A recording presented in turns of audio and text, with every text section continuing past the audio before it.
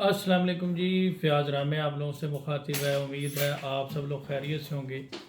بات کریں گے سعد الرحمان اور ڈکی بائی کیس کے حوالے سے اور سرفراز چودھری صاحب کے حوالے سے اور نیشنل سائبر کرائم کے کرپٹ افسران کے حوالے سے جو اس وقت جیل کاٹ رہے ہیں اور کرپشن کے کیسز میں جوڈیشل ہو چکے ہیں۔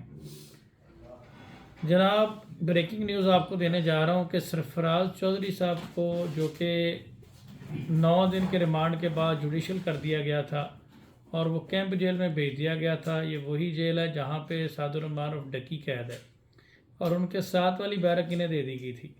لیکن ابھی ریسنٹ اپڈیٹ اس کیس میں یہ ہے کہ انہیں وہاں سے نکال کر کوٹ لکھپت جیل میں شفٹ کر دیا گیا ہے اور ابھی تک پاکستان کے کسی بھی شخص نے اس بارے میں کوئی اپڈیٹ نہیں دی۔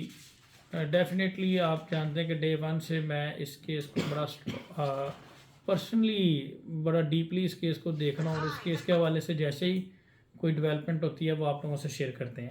اچھا، بہت ساری اس میں سوالات اٹھتے ہیں کہ ایک دم سے انہیں کوٹ لکھپت جیل میں کیوں جو ہے وہ منتقل کیا گیا۔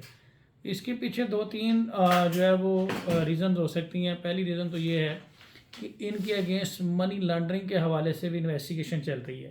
یہ جتنے افسران ہیں اس میں اینٹی کرپشن کا جو سرکل ہے انہوں نے منی لانڈرنگ کے حوالے سے بھی اور کرپشن کے حوالے سے بھی انویسٹیگیشن کرنا شروع کر دی ہیں کہ جب یہ نوکری پر انہوں نے بھرتی کیا گیا تھا اس وقت ان کے ایسٹ کیا تھے اور اس کے بعد اس میں کیا تبدیلیاں آئیں۔ اچھا، اس میں بڑا سرپرائز ہوا، اس میں جو ڈائریکٹر زوار صاحب ہیں ان کا بڑا کمال کا سین ہے۔ وہ ایک شو روم ہے کار زون، کافی بڑا شو روم ہے، تو اس میں جناب شیئر ہولڈر بھی ہیں۔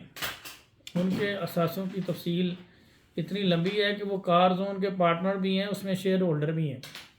تو اب اداروں نے ان کی FBR سے ڈیٹیل لینا شروع کر دی ہے کہ یہ جو انہوں نے مال بنایا ہے یہ کوئی ان کے پاس وراثتی مال ہے یا یہ انہوں نے نیشنل سائبر کرائم میں عہدے حاصل کرنے کے بعد یہ برکت پیدا ہوئی ہے۔ تو ان ساری چیزوں کو دیکھنا شروع کر دیا ہے۔ تو ایک وجہ تو یہ ہو سکتی ہے کہ انویسٹیگیشن کے دائرہ کار جیسے وسیع ہوا ہے تو اس میں تھوڑی آسانی ہوتی ہے، کیونکہ کوٹ لکھپت جیل جو ہے وہ ایک وہاں پہ انتظامی معاملات کے حوالے سے بھی کھلی جیل ہے اور اگر آپ نے اس طرح کی کوئی انکوائری یا اس طرح کے معاملات کرنے ہوں تو آپ کو زیادہ فیزیبل ہوتا ہے۔ دوسری ریزن یہ ہو سکتی ہے کہ انتظامی اور سیکیورٹی ایشوز ہو سکتے ہیں، کیونکہ جس طرح کا یہ ایک کمپلیکیٹڈ کیس بن چکا ہے تو سیکیورٹی ایشوز کی وجہ سے بھی ان کو وہاں پہ منتقل کیا جا سکتا ہے۔ تیسری ریزن اس میں یہ ہو سکتی ہے کہ سم ٹائم جیلیں جو ہیں وہ اوور کراؤڈ ہو جاتی ہیں، جیسے کہ کیمپ جیل کوٹ لکھپت کی نسبت چھوٹی ہے، قیدی زیادہ آ جائیں تو پھر اوور کراؤڈ ہو جاتی ہیں، تو ایک جگہ سے دوسری جگہ انہیں اس طرح کے قیدیوں کو شفٹ کر دیا جاتا ہے۔ تو چوتھی ریزن یہ بھی ہو سکتی ہے کہ ہو سکتا ہے یہاں پہ وہ پروٹوکول نہ مل رہا ہو جو کوٹ لکھپت جیل میں مل رہا ہو اور کسی نے سجیسٹ کر دیا ہو کہ جناب وہاں پہ زیادہ ششکیں ہیں، زیادہ مزے ہیں، کیونکہ پرانی جیل ہے، بڑی جگہ ہے، کھلی ہے، تو وہاں پہ ذرا رہنا تو آپ نے جیلوں میں ہی ہے تو وہاں پہ ذرا زیادہ انجوائے کریں گے، زیادہ پیسفل لائف ہے۔ تو ہو سکتا ہے پھر انہوں نے اپنا کوئی چینل یوز کر کے تو وہاں پہ یہ چلے گئے ہیں۔ تو بہرحال یہی ریزنز ہیں جو سامنے آ رہی ہیں۔ باقی اس حوالے سے ابھی بھی ٹرانسپیرنٹ انویسٹیگیشن نہیں ہو رہی۔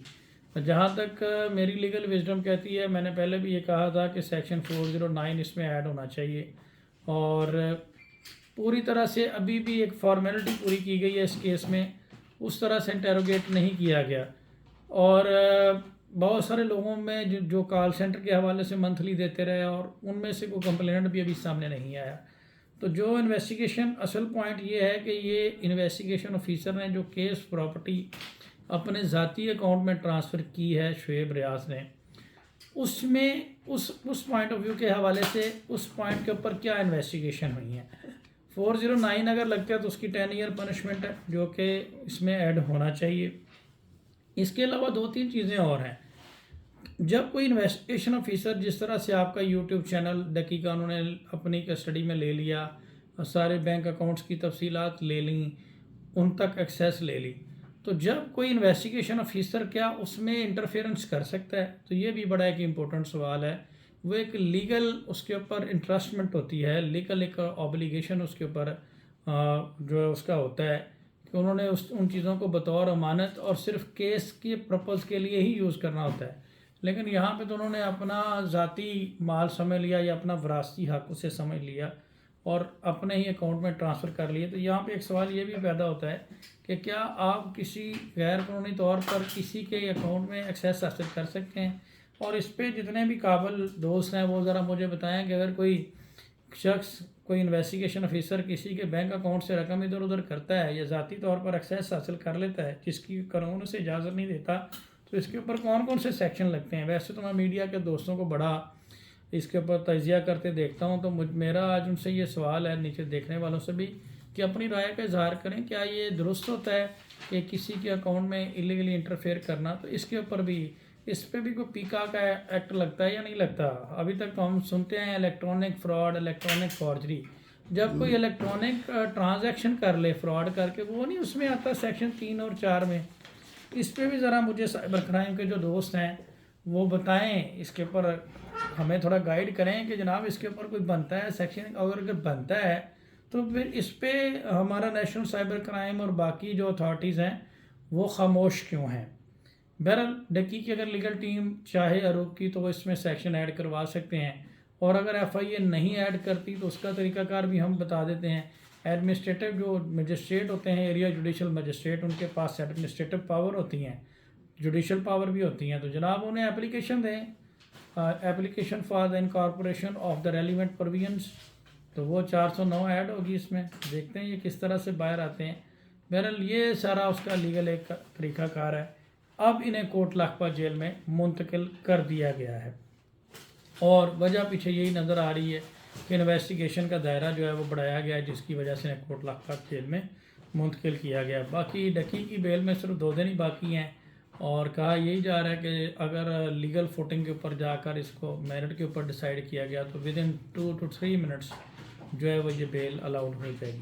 اینی ہاؤ دیکھتے ہیں اونٹ کس کروٹ بیٹھتا ہے، اور میں ان کی فیملی کے لیے خاص طور پر دعا گو ہوں، اور ان کی لیگل ٹیم کے لیے کہ انشاءاللہ وہ بیٹر پریپریشن کے ساتھ جائیں گے اور اپنا کیس صحیح طریقے سے عدالت میں پٹ کریں گے. انشاءاللہ ہم بھی at the time of hearing وہاں پہ موجود ہوں گے، ٹائملی موجود ہوں گے، اور جو بھی کوئی اس حوالے سے اپڈیٹ ہوگی وہ آپ لوگوں سے شیئر کریں گے. تو آپ سب لوگوں کا بہت شکریہ، اپنا خیال رکھیے گا. اللہ حافظ.